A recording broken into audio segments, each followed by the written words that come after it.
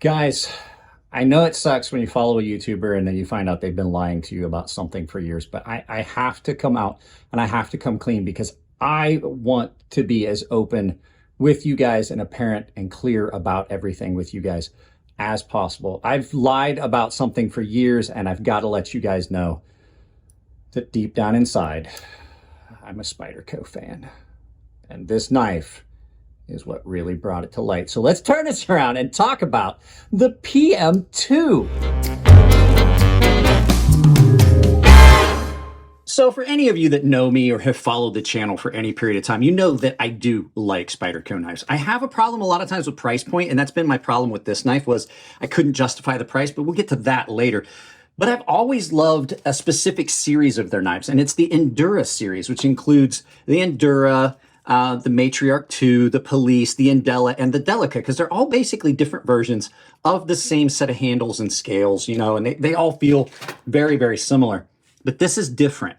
And one of the first and foremost reasons is a knife like this, it's striking, it's comfortable, but there's a lot of going on under the hood. And the first reason is the lock on this. So let's talk about the lock. So a lot of the Spyderco knives that I love simply have a back lock. It is just that key that drops in. You just got that single point, and over time it deforms and you get some play, and it's just something you really can't fix on that. But it's not as strong a lock as the compression lock. The compression lock is absolutely one of the strongest locks on the market. It's up there with the triad lock that Cold Steel uses.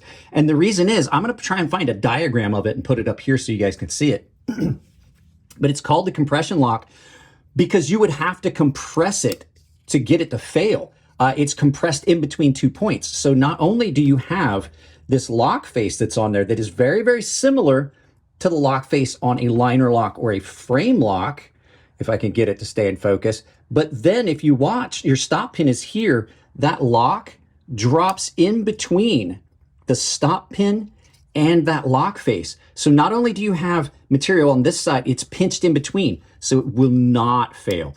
And what that gives you also is access to the lock from the back side, which is a lot like a button lock or an axis lock, which means that you can close this knife without ever once needing to put your hand in the travel. As much as I love a lot of my frame locks, some people hurt themselves because a really smooth knife might fall, and you have got to put your thumb in the travel of that blade. So the lock is a big, big reason. And it also gives you a different level of comfort because there's nothing intrusive here. It does take a little bit to get used to that being where your pinch is. But I have ordered something from OCD for EDC.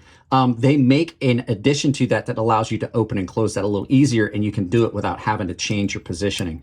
But that lock also allows you can do the same thing that you can on a button lock, which is the button lock flip open. I'm sorry, I can't do it quite the way I want. Anyway, you flip it open and you can just let it drop shut. So it's a very, very safe, very, very robust lock. So let's move on to the next reason, and that's the Ergos. The Ergos on this are amazing. Now, typically, I'm a big fan of a 1-to-1 blade to handle ratio. The more knife you can cram into the handles, the better. And they still could have put some more in this, but I have to say, comfort level on this is incredible. You've got this nice rounded spine, but then you've got these areas here where your fingers just naturally drop into it. You also have a rarity on a Spyderco, which is kind of a forward choil. A lot of their knives don't have that. So you can get up on this thumb ramp here and there, and the jimping on it is, I have to say, that is some of the most perfect jimping on a knife. It is aggressive. You're not sliding up over. It's radiused up because a lot of the Spyderco knives have this like camel hump on the spine, which means that you've got that spot there and you can put your thumb there. And now you've got forward pressure going there. You've got your hand here where you've got pressure going back. It is locked in. And the fact is, with that lock being so robust, you don't have to worry that if you do put a lot of force on that, that knife might slip and come shut. And you're not going to accidentally release it by pushing on something in here. So just the Ergos on it are amazing. You can get way up on it like this and use it for some deeper cutting, but like it just like there in that natural grip, super, super comfortable. Absolutely one of the most comfortable knives on the market. So the Ergos on it, just absolutely amazing. So let's move on to the next reason that I love this knife. And it's just simply the strength and the assembly. This has got very good steel liners in there. They've reduced some material there, but you've got really solid feel on this knife because inside your micarta, it sits in there. It's not just something that is just in there like a little light, thin liner. I think Nick Shabazz mentioned that in his review he did years ago, which was one of the first reviews I'd ever seen of this knife. But it is a very, very robust knife. When you get it put together the right way and you got it tuned, there is zero lock rock on that, but still the construction is good enough. This is so free. These are cranked down all the way on all of this. Super solid. No blade play in any direction, and it's still just free. I don't typically like these tubes in here, but it gives you another piece of stability on this. Makes it a very solid knife, and all of the hardware on this is T8 except for the pocket clip screws. T6 screws on body screws on a knife can be problematic. They're very easy to strip. I wish more companies would go just with all T8 or T9 construction. Grimsmo Norseman uses all T9s. This is all T8. The only T6s on here are the pocket clip screws, and there's 3 of them, so you can spread that out between them and you don't have to really crank them down where you run the risk of stripping the screws. And it's just great. And the fact is, too, on construction, if you are someone, they've added these 4.3 holes so that you can carry this right, left, up, down, tip up, tip down, however you want. It's still just an amazing thing that Spyderco has done for years and really does do good by their customers. So yeah, the construction on this, super good. And it's running on washers. It's that smooth on washers. And now that you can take these apart without voiding your warranty and they don't use red Loctite, it's amazing how smooth you can get one of these. And this is pretty much new. It's still breaking in. So now I do have to say that there are some negative things to be said about any knife. And I do have a couple of them on this knife. So let's go ahead and we'll get into the very few negative things about this knife. Right after you guys hear from Coffee Brand Coffee, this channel's sponsor. I know that no one likes to watch ads in the middle of a video. I don't like putting them in, but I do know that I gotta support what I do here, so I partnered with companies that I know I can trust. And today's sponsor is Coffee Brand Coffee. They're delivering quality coffee, freshly roasted on demand, ground to order and delivered to your door, and they're not doing anything political, so you don't have to worry about a company that you're supporting that is supporting causes that you might not agree with, because they don't support any causes. They just simply take the money and put it back into making a better product. So I would appreciate it if you both support their new small business and my channel by checking out Coffee Brand Coffee and looking at their offerings. Use the link below and my coupon code Crazy Sharp on their website. It's Crazy Sharp, all one word, capital C, capital S. Let's get back to this. So there are very few negative things about this. And I'm going to touch on the obvious elephant in the room, and it's the price. For as much as I love this knife, and I love some of the other Spydercos, I just can't justify the price on them for what you're getting. You're getting very plain. Now, I would pay the money for these knives if they came with more bells and whistles. And it's because I've been spoiled. There's several really nice knives that have come to me at the same price point that are just absolutely striking. Not at all taking away from the fact that this is an incredible, amazing knife. So price point is the first one. The next thing is there's some little construction things about this that just kind of just drive me nuts. The tube that's in here being so difficult to remove that you have to basically modify the tube itself, or like I did where I ran a round file. I did that in a video where I ran a file down through here and I cleaned up that material. But what I did was I just basically took the material from the scales to match the size of the hole in the liner, because these are flared.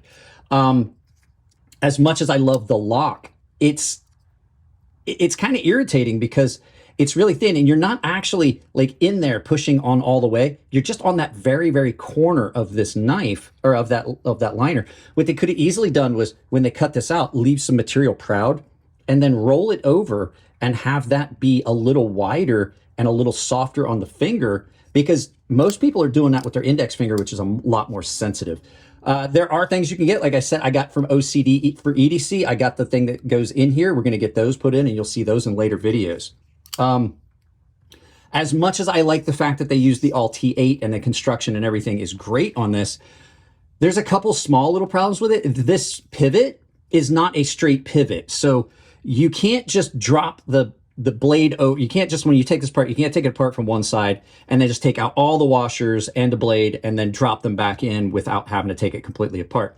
The washer is pinned in between the liner and the pivot, because the pivot comes up and then widens up and then thins out again. And in that pinch where the thin spot is, the washer is pinched in between, and you have to take both side screws out to get both of the washers out. So if you wanted to completely take it apart and clean it, you got to take all of the, well, at least both sides of the pivot out.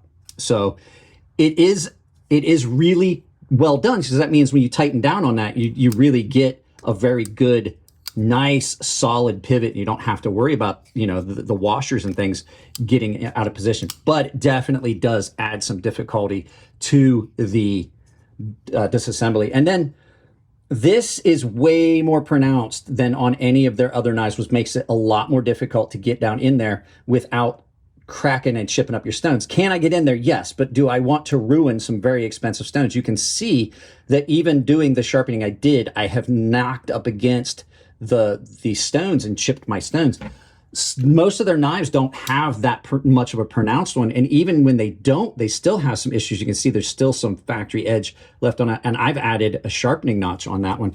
None of their knives, Chris Reeves bragged, none of their knives, other than this one that I can think of, have got such a pronounced point on that, and that's just because they've done it to allow it to have that little bit of a finger guard, because it does have that forward choil area. So I mean, just minor little things, to tell you the truth. The big one, this is a pain in the butt for a lot of people.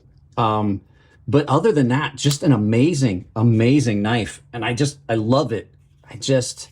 Like I said, even though I got it and this is mine now, and I've had it and I can keep it, and I can acknowledge how amazing it is, I just don't think I can justify the price for a knife like this. They're $300. So let's turn this around, do some final thoughts, and send you out about your day, guys. There you go, guys. I have always been a Spyderco fan, and I've made it clear.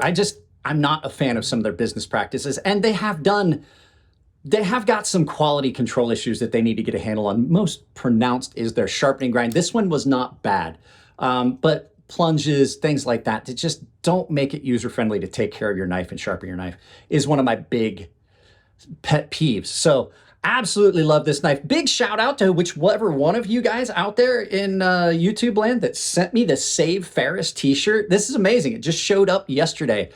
I absolutely love it. Thank you very much. So guys, that's it on this one. Hopefully you enjoyed it. Hopefully you don't feel like I tricked you with some bait and switch clickbait title, but that's exactly what I was trying to do. So if you like the videos, give them a thumbs up. If you don't like them, give them a thumbs down. But you got to tell me why. I can't change the content if you don't tell me what you don't like. If you want to support the channel, a lot of ways you can do it. The interaction's the best. Share it with people, subscribe. But I have got a few ways you can do it. I know that we had the Coffee Brand Coffee video in there, but I also have Tempered Trail. They are an amazing group of people. I've known them for years. They are going to be adding more stuff to their website, so go check them out. Both of those websites, you can use the coupon code CrazySharp to save 5% at checkout. Other ways you can do it, Amazon link down below. It's CrazySharp, all one word, by the way. Down below, Amazon, my Amazon store, take that link, pin it to your browser, any shopping you're doing on Amazon, use that, and it will not cost you anything at checkout, but it supports the channel. Tier-based membership, all 3 tiers get access to the Gilded server, which just like Discord. Baseline and premium tier members are entered into giveaways that I do on the Gilded server that are separate from the YouTube stuff, and the premium guys have access to a sharpening tutorial series here on YouTube, and everyone gets exclusive content when I have time to film it on top of the already busy filming schedule. So guys, that's it on this one. I love you all. Keep it clean in the comment section. If it's your birthday, happy birthday, and I'll see you in the next video.